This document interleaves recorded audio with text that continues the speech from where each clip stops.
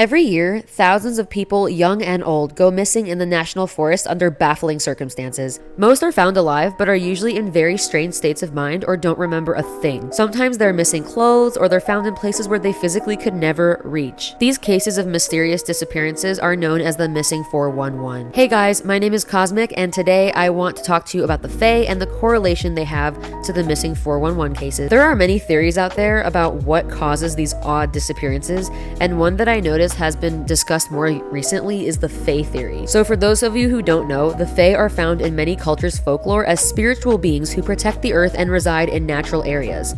They have been reported since the beginning of time as well. FAE is actually an umbrella term for many different types of these creatures.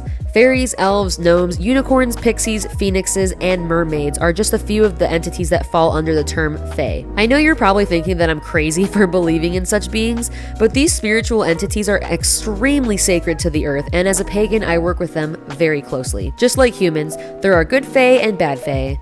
FAE have been known throughout history to be particularly mischievous and sometimes destructive to people, and for centuries, there have been reported cases of missing persons who had claimed to speak to the FAE soon before disappearing forever. As I mentioned earlier, the FAE reside in nature, so it would be a given that there are tons of FAE activity in the national forests.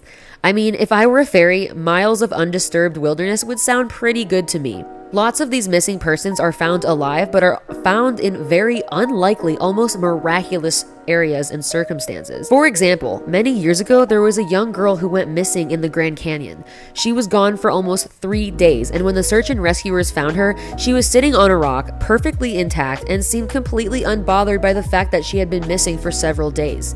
But the craziest part of this story is that she was found sitting on a rock on a gigantic mountain that not even the most experienced mountain climbers have ever been able to reach.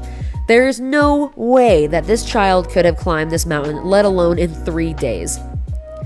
The FAE are multi-dimensional beings who can travel between different planes of existence. A lot of people, especially spiritual enthusiasts, are starting to wonder if the FAE are taking these people from our forests, bringing them to another plane for one reason or another, and then bringing them right back on their own accord. The FAE, in my experience, have always been very delightful and wanting to help me for one reason or another, but that might be because I know how to interact with them safely as well as protect myself from the not-so-nice crowd of FAE. Like I stated earlier, just like humans, there are nice FAE, helpful FAE, and there are devious, hostile FAE.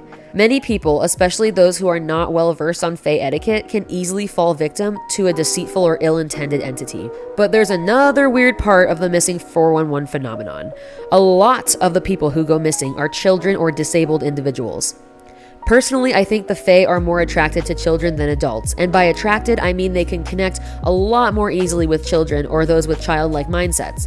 This would make sense since children are known to be more spiritually attuned than adults. The reason that the FAE may be taking these children is not known or confirmed yet, but my personal suspicion is that because FAE are Earth Guardians, they're doing everything they can to save the Earth, and this planet is being destroyed before their very eyes.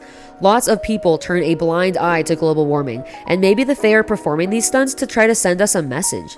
There is so much more to the theory, and I definitely want to dive into the juicy details in a future video. Let me know if you guys want a part 2 or if I should make this a series.